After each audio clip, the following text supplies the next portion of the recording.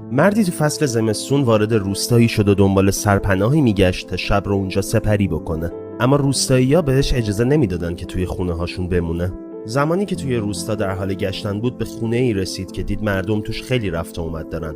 از یکی از روستایی‌ها پرسید اینجا چه خبره؟